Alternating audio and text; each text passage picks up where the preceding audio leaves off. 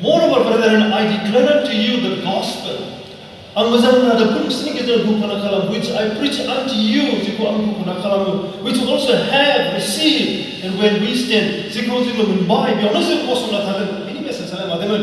by which also are saved. We need to be nice, because confess if you keep in a memory that I preach unto you,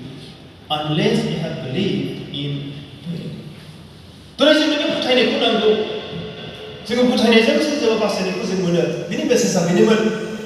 died for our sins according to the scripture. He was buried, and he rose again the third day according to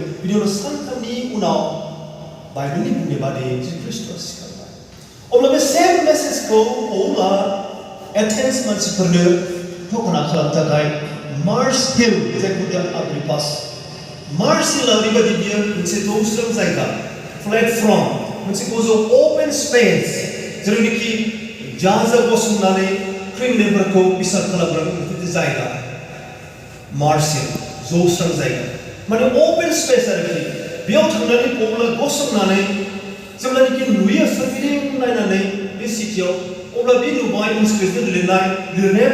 to unknown God.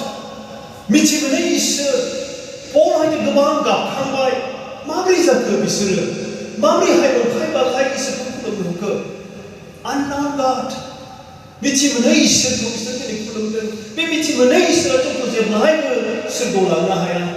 to know who you believe. Even then,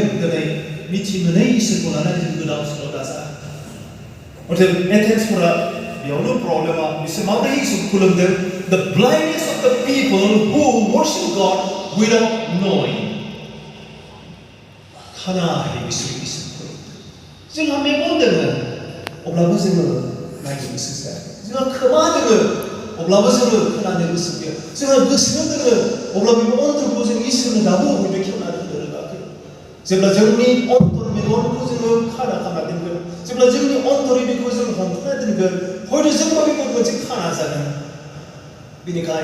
It's a time to open our spiritual eyes that we may know that whom we worship. First of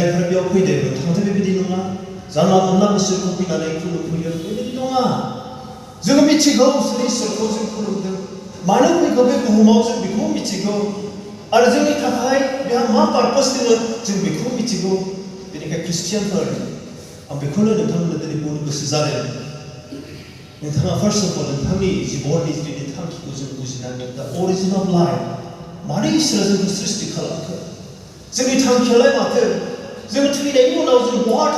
Our destination, our destiny.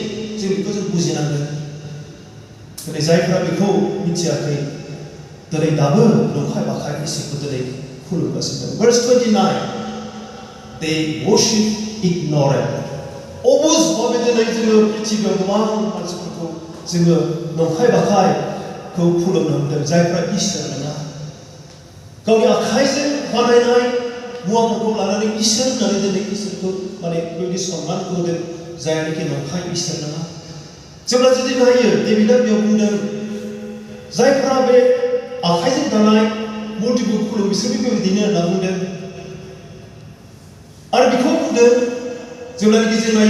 Exodus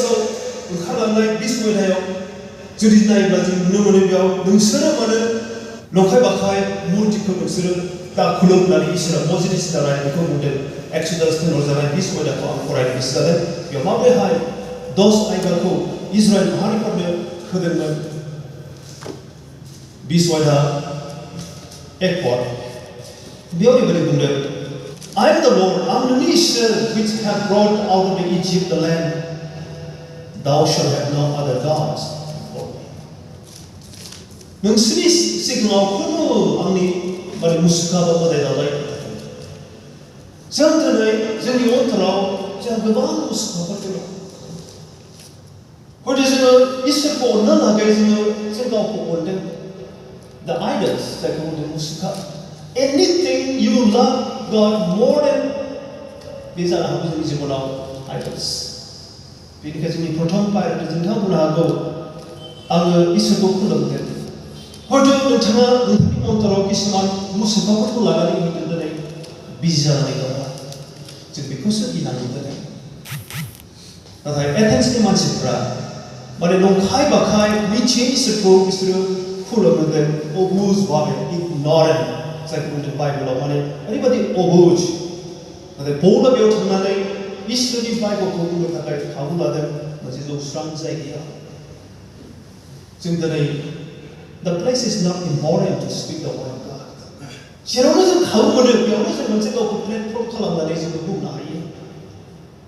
आं थांनाय बाराव जेब्लानाखि गादिजों मोनलांदोंमोन मदनजों लोगोसे एसे सावरायनो मोनदों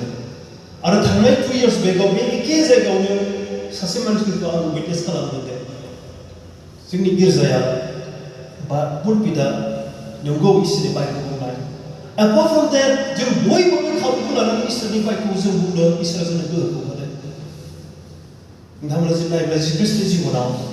बेहायखौनो मोनसे मोजां गिर्जा न' जुथुमनानै बे मोनसे जेब्लायबो सारियाव थांनानै बेखौ बुङाखैमोन माब्लाबा न'आव थांनानै माने जाहाजाव बे गाखोनानै इसोरनि बाइबेलखौ बुंदोंमोन माब्लाबा हाजो सायाव थांनानै इसोरनि बाइबेलखौ बुंदोंमोन नङा होमबा जों दिनै जोंनो गिर्जा न'खौ नांगौ इट्स इम्परटेन्ट आं बुङाखै दे लामायाव थांनानै इसोरनि बाइबेलखौ बुंहैथां हयथ' बहुत माने डिस्टार्बेन्स जागोन बिथिं गारि थांगोन बिथिं मटर थांगोन हयथ' साइड होगोन बिथिं हयथ' मानसिफ्रा हयथ' जोंखौ माने अनेकबो बुंनो हागौ नङा बेनिखायनो जोंनो बे गियानखौबो होदों ब्रादार मानसुआ ओरैबायदि मोनसे स्पिरिटजों दिनै माने ओंखारबोदों नोंगौ इम्परटेन्ट जोंनो मोनसे गिर्जा न' बुंनो थाखाय थाखा फैसाखौ जोंनो नांगौ बेनिखायनो जि जोंनो इसोरा जोंनो गियानखौ होदों जि सर्सफोरखौ होदों बेखौ लानानै जों इसोरनि जों मा खालामनो हायो दिनै सासे लिडारजों ओंखारबोगासिनो दङ जों बेनिखायनो सापर्ट खालामो दा आंनि खोथाया बेयाव जों गोजानाव थांदों आं बुङाखै जे गिर्जाया इम्परटेन्ट नङा नाथाय जिखौ जों मोनबाय दिनै बेखौ लानानै जोङो खाबु लानानै इसोरनि खाथियाव जोङो बिनि बाथ्राखौ जों बुङो अब्ला जों मिथिबाय बेयाव पौला बे खाबुखौ लानानै मोनसे मार्शेलाव गसंनानै बे बाथ्राखौ एथेन्सफोरनो बुंदों फार्स्ट 29 जुदि फरायब्ला पौला माबोरैहाय बुंदों माबोरै दायनि होदों इसोरनि बाइबेलनि दारै भार्स 29 आव जों जुदि फरायब्ला 17:29 For us as the heir offspring of God, we ought not to think that the God is the like unto gold and silver, a stone graven by art and man's devices. जों जेब्लायबो बेबायदि खोथाखौ सिन्था खालामनानै जों जि इसोरखौ खुलुमदों हयथ' बे इसोरा बेबायदि होननानै Gospel of John, chapter number 4:24 इसोरा आत्मा आरो जायफोरा इसोरखौ खुलुमो बिसोर सैथोजों आरो आत्माजों बेखौ खुलुम होननानै बुंदों बेनिखायनो जोंनि थाखाय मोनसे आकार बानायनानै खुलुमनो थाखाय इम्परटेन्ट नङा बेनिखायनो जों जुदि नायोब्ला दिनै गोबां बे बुहुमाव जोङो इगनरेन्ट भाबै इसोरखौ खुलुमदों मिथियाबालानो बिसोर इसोरखौ खुलुमदों नाथाय पौला बेखौनो बुंबोदों जों जि इसोरखौ खुलुमदों बे इसोरा बे होनना बुंदों 24 जुदि नायोब्ला He is a creator of the universe. बे पृथ्वीखौ सृष्टि खालामग्रा इसोर हयथ' बुंनो हागौ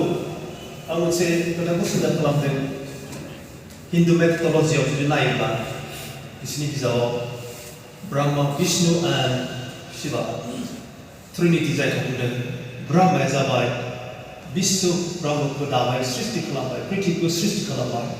जुदि जों नायोब्ला विष्णुखौ जों नायोब्ला बे गासैखौ लाखिनानै मोजाङै माने बेखौ दोनबाय आरो सास्टेनार जायखौ बुंदों माने मोनफ्रोमखौबो बे माने साजायनानै दोनबाय खिन्थु बेयाव शिवआ फैनानै जैनो ब्रह्मनि सृष्टि खालामनाय शिवनि बानायनाय बे गासैखौनो नस्थ' खालामनायखौ जों नुनो मोन्दों नङा होमब्ला नाथाय जोंनि इसोरा हयथ' बेबायदि नङा नङा आं एगेन्स्ट बा बिदि बुङा खिन्थु जोंनि बाइबेला जोंखौ बुंदों इसोरनि बाइबेला आं बेखौ नोंथांनि सिगाङाव दिनै डिक्लेयार खालामनो गोसो जादों जों जे इसोरखौ खुलुमो बियो मिथियै इसोर नङा बेनिखायनो जोङो नंखाय बाखाय जों बेखौ खुलुमनाङा जों इसोरखौ जों खुलुमनि नंथारखौ जों मिथिनो बेनो पृथ्वीखौ दाग्रा इसोर God made the world and all things therein, seeing that He is the Lord of heaven and earth, dwelleth not in the temple made with the hands. आखाइजों बानायनाय मन्दिरफ्राव बे थारैनो हिसाबै बेबायदि नङा dwelling जोंनि थाग्रा जायगाया मा जायगा जायो नोंनि मन्दिर गोसो मन्दिर 1 Corinthians 3:16 आव बुंदों नोंसोर मिथियाना नोंनि मोदोमाजों इसोरनि थाग्रा मन्दिर टेम्पल अफ द लर्ड जेरावनोखि गोथां इसोरा नोंनि जिउआव थायो पौला बेखौनो बुंदों इसोर सृष्टिकर्ता बे गासैनो नुनाय even the heaven and earth सोरगो आरो बुहुमखौ बियो दाबाय होनना बुंदों अब्ला जोंनि थाखाय इसोरा बे सोरगोखौ दोनाखै जानो बेखौबो जों नायनो बे आसाजों जों दिनै इसोरखौ खुलुमदों जिसु ख्रीष्टआ थांनायनि सिगां फिसाफोरखौ लानानै बुंदों आं सोरगोआव थांनो होनना बुंदों गस्पेल अफ जन 14 आं नोंसोरनि थाखाय जायगा आवगायनानै मा इसोरा दाखायाखै नामा सिगाङावनो दाखाबाय माथो प्रिपेयार खालामबावनांगौ बिदिब्ला नों अनेक साननो हागौ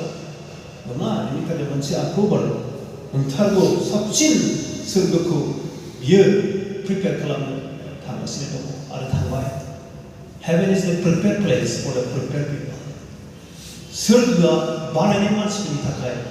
बेखौनो जुगुद जाय मानसिफोरनि थाखाय नङा बेनिखायनो Heaven is the prepared place for the prepared people. बेनिखायनो बे आसाखौ जानानै जों इसोरखौ खुलुमदों नाथाय एथेन्सनि मानसिफोरा इसोरखौ मिथियालाबानो नंखाय बाखाय बिसोर खुलुमनो हमदों जाय इसोरा पृथ्वीखौ सृष्टि खालामबाय बिनि उनाव बेयाव थानाय गासै मुवाफोरखौ सृष्टि खालामबाय बेखौ बिसोरो मिथिमोनाखै आरो 25 जों नायोब्ला इसोरा जोंनि जिउ होग्रा बे बाथ्राखौ पौला एथेन्सनि मानसिफोरनो बुंदों neither in the worship with the man's hand and though he did anything seeing that he giveth to all life breathed all things जों दिनै जिबनखौ जों नायो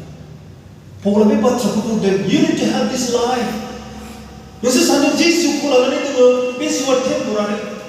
नाथाय जे जिउखौ इसोरा होबाय बे जिउआ जोबनोनि जिउ जों मिथिगौ गोबां इसोरा बुंदों I give you eternal life होनना जिसु ख्रीष्टखौ बुंदों पौला बे जिबनखौ resurrectionनि दारै फोरमायनो नाजादों the life is the issue of life बेनिखायनो जों इसोरखौ जों मोनबाय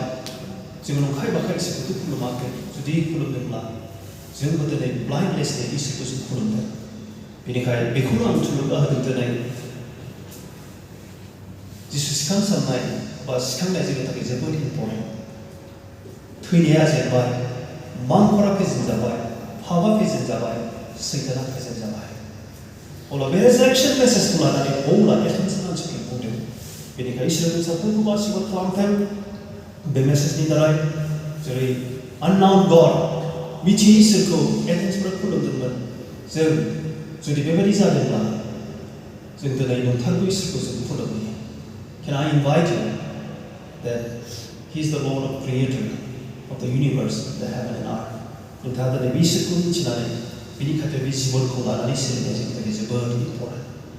बेनिखायनो हयथ' नोंथाङा बे मेसेजखौ निन्दा खालामनो हागौ You may be more or सोरबा बुंनो हागौ I want to hear them again like this Athens बायदि जुदि नोंथाङा जुदि ठाट्टा खालामदोंबा मेसेजखौ You need to repent गोसो सोलायनांगोन Just repent Change your life, and the Lord bless you all with this message.